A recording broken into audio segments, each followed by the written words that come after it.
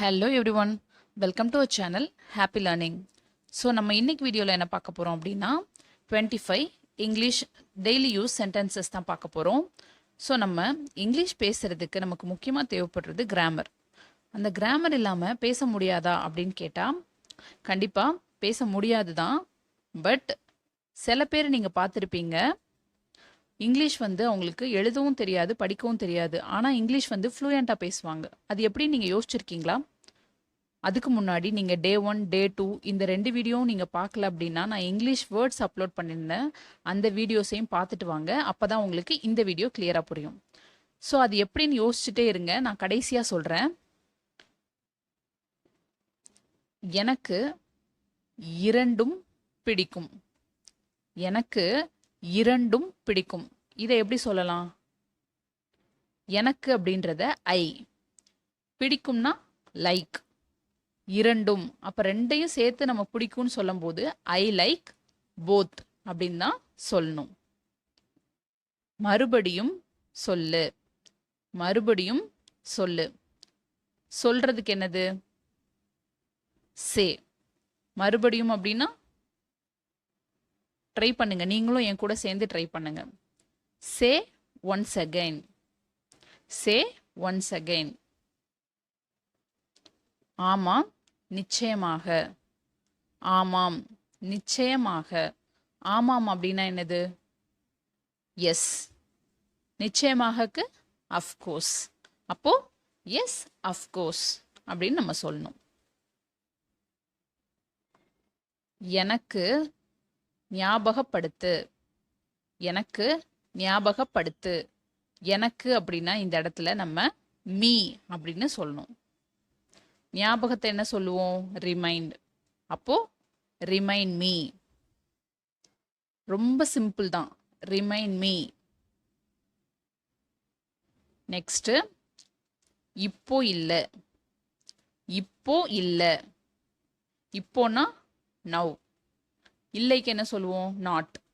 அப்போ எப்படி சொல்லலாம்? Not now. எப்படி சொல்லலாம்? Not now.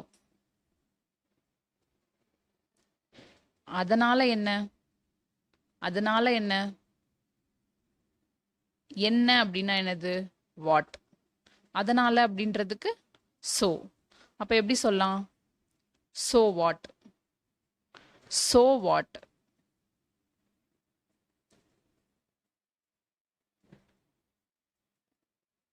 என்ன சொல்ல, என்ன சொல்ல.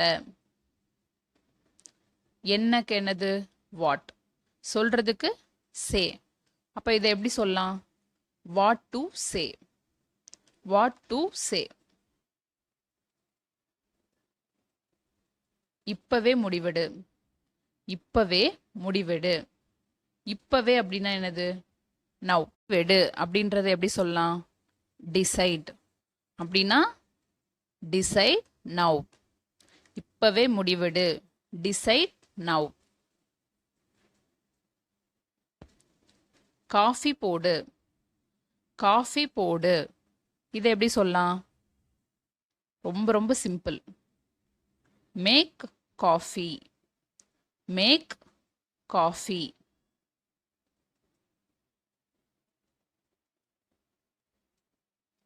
இது நல்லா இல்ல, இது நல்லா இல்ல. நல்லா இல்ல அப்படின்றத எப்படி சொல்லலாம்? இல்லைன்னா நாட். இது நல்லா இல்லை அப்படின்றத எப்படி சொல்லலாம்? This is not nice, this is not nice. உன்னை பிறகு சந்திக்கிறேன், இல்லைன்னா உன்னை அப்புறமா சந்திக்கிறேன். இதை எப்படி சொல்லலாம்? அப்புறமா, பிறகு. இதை எப்படி சொல்லலாம்? லேட்டர். உன்னை அப்படின்றத யூ, சந்திக்கிறேன் அப்படின்றத கேட்ச் யூ லேட்டர் அப்படின்னு நம்ம சொல்லலாம். உன்னை பிறகு சந்திக்கிறேன் அப்படின்றத கேட்ச் யூ லேட்டர் அப்படின்னு நம்ம சொல்லணும். எதுவும் செய்ய வேண்டாம், எதுவும் செய்ய வேண்டாம். இதை எப்படி சொல்லலாம்? செய்யறத இங்கிலீஷ்ல என்ன சொல்லுவோம்? டூ. வேண்டாம் அப்படின்னா டோன்ட். அப்போ don't do anything, don't do anything. Next, ஒன்றும் ஆகலை. ஒன்றும் ஆகலை. இது எப்படி சொல்லலாம்? ரொம்ப ஈஸியாக சொல்லிடலாம். யோசிங்க. Nothing happened. Nothing happened. தவறுதலா நடந்துச்சு. தவறுதலா நடந்தது. இதை எப்படி சொல்லலாம்?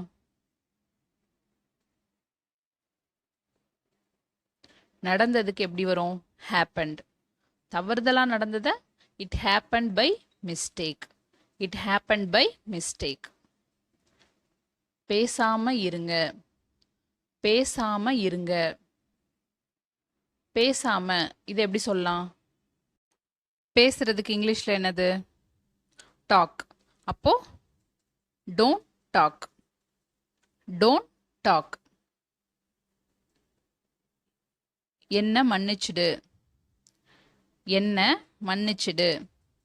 ஸோ இந்த இடத்துல நம்ம மன்னிச்சிடுக்கு என்ன சொல்லணும்? ஃபர்கிவ். மன்னிச்சிடுனா ஃபர்கிவ். அப்போ என்ன மன்னிச்சிடு அப்படின்னா ஃபர்கிவ் மீ. Forgive me. இருட்டு ஆயிட்டே இருக்கு. இருட்டு ஆயிட்டே இருக்கு. ஸோ இருட்டு இதை எப்படி சொல்லுவோம்? இருட்டுனா இங்கிலீஷில் டார்க். அப்போ இருட்டாயிட்டே இருக்கு அப்படின்னா it's getting dark. It's getting dark. உன் முகத்தை தொடச்சிக்கோ.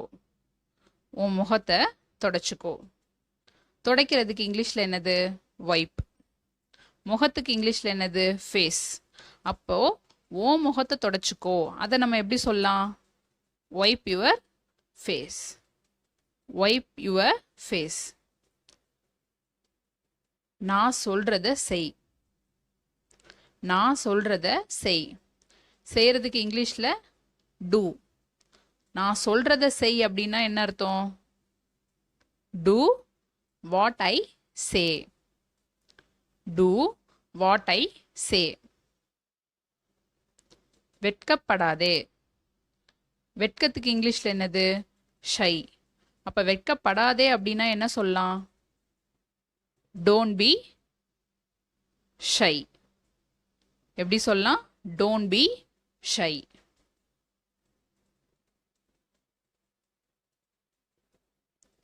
இத பிடி. இத பிடி. இது அப்படின்றத திஸ் அப்படின்னு சொல்லுவோம். பிடி அப்படின்றத ஹோல்டு. பிடிக்கிறதுக்கு இங்கிலீஷ்ல ஹோல்டு. அப்ப என்ன சொல்லலாம்? Hold this. Hold this. இத பிடி. Hold this.